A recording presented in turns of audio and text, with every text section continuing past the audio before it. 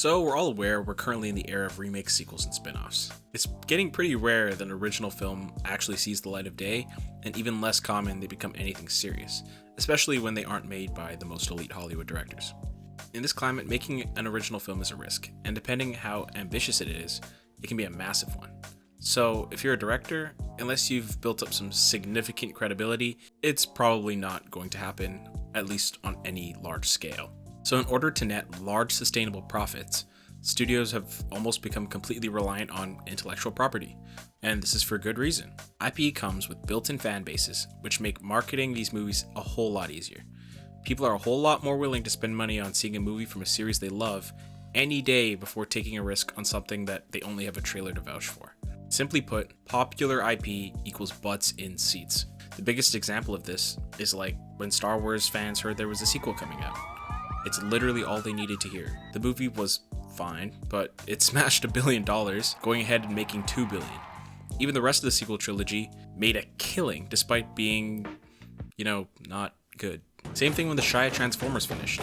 The Shia story was complete, but those movies were too damn profitable, so they instantly made new ones. Much, much worse ones, which also made a lot of money.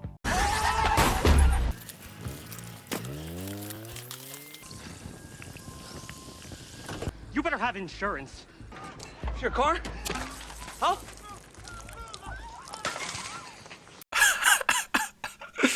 Oh. The concept is proven and profitable. These days, we are slightly more selective with the IP we choose to develop. Studios look for more than just large audiences because even IP can't always save you.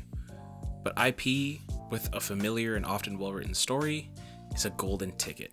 For example, The Last of Us or Invincible.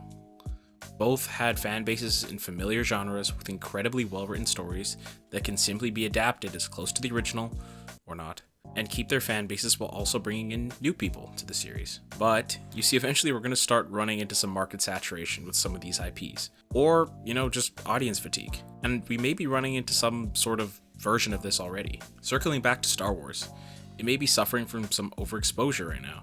After The Mandalorian, Andor, The Acolyte, Kenobi, Ahsoka, not to mention the entire sequel series, with original films in between, with another one on the way, and the quality across the series being incredibly inconsistent, it just may be entirely too much Star Wars for even the most serious fans.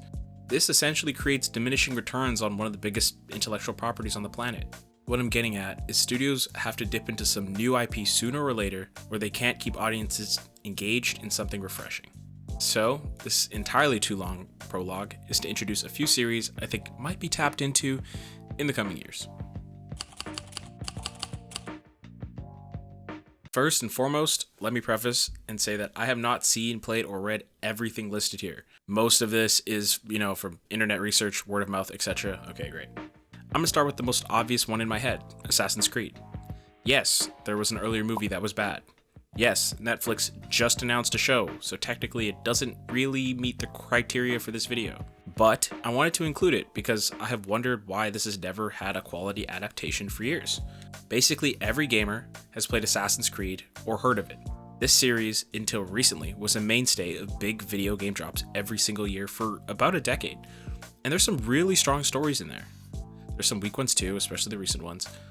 But I always thought the world was so compelling that it was right there for someone to take and make, provided they had a plan for a television series. There will be some issues choosing where to start, whether to make it a season-long anthology series that remains connected in some similar way to the games, and definitely the biggest issue is capturing, the assassin stuff, at least in a captivating way. Playing the games gives you the freedom to essentially be a parkouring merciless brute, or a fast-running calm calculated assassin. Yes, you have to use stealth at some point in the games regardless, but aside from those times, the freedom is up to the player. But a series needs to pick a lane, and there's no way of making everyone happy. But the chance to explore historical events from a perspective of an assassin in the shadows could be pretty cool. I think this could even work well in animation, maybe in the style of like Castlevania. In terms of story, I think the best option would be to start at like Black Flag or something, the fourth one, and maybe work backwards with the Kenway lineage of the main character into Assassin's Creed 3, etc., and then maybe a reboot for the old ones. I'm not sure. I only bring this up because I think this way you can get the audience on your side, seeing as the fourth one is the most loved game. And then as well, you could use the pirate stuff to intrigue non-gamers as a fallback in case the assassin sequences aren't perfect. Imagine Assassin's Creed with some Shogun elements or something.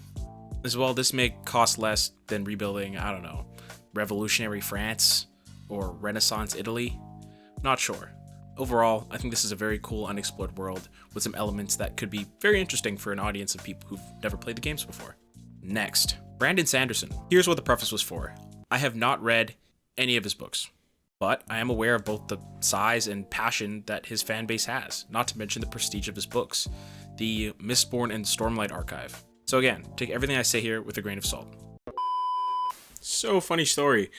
This video was written and recorded around the holiday season in 2025. Since then, Apple has purchased the rights to the Mistborn saga. So, did I speak it into existence?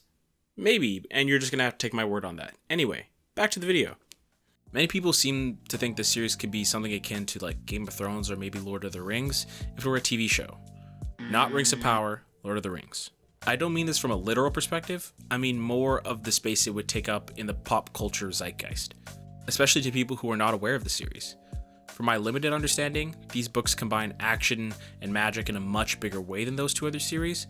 As well, it is far less grounded, and there is far less hand-holding than at the start of Game of Thrones. But here, this is where the issue lies. In order to do this series faithfully, the budget would need to be big, very big, which is daunting for a studio considering they can't be sure it'll be a hit. This is why I did not compare it to Rings of Power. High fantasy is popular, but it's risky. Look at Wheel of Time, look at Rings of Power. In fact, Brandon Sanderson was brought in to finish Wheel of Time, and we know how that ended. Not just saying it was bad, but the audience wasn't there. And from what I read, this series gets going from the minute you start reading, meaning they won't be able to slowly pull you in on a slow burn that brings you into it on a low budget the way D&D could in Game of Thrones, then scale up as the show gets more popular and stakes get higher. In any case, the audience seems to be huge, and it could be a huge win for a studio that's willing to take this massive, massive risk. Last but not least, I have Ben 10. A little bit of a curveball from the last ones, I know, but hear me out. Ben 10 has never had a live action movie. In fact, last year, the official Ben 10 live action movie was canceled by WB. This feels like an absolute no-brainer.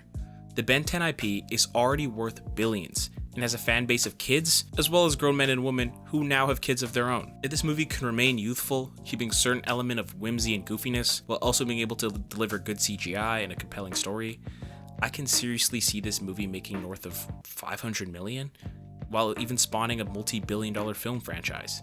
And if not, it'll survive as a classic for a small group of people, something they can re-release. There are not many movies that can be fun for the whole family that aren't animated or YA dystopia, not to mention that already occupy square footage in the minds of multiple generations. The issue here is risk to reward.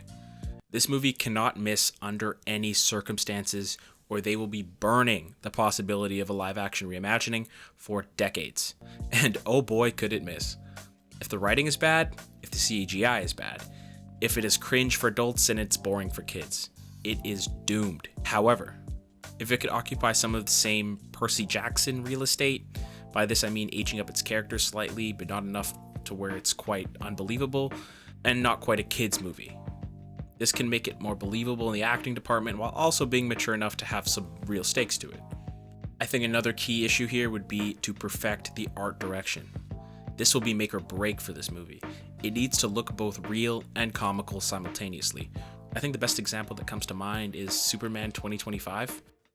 It still has some comic book energy while also feeling like it's happening in some sort of distorted version of reality. I think this is just there for the taking, and no reward comes without risk, and this seems like with the right people attached to it and a really strong plan, it could be great for a lot of people.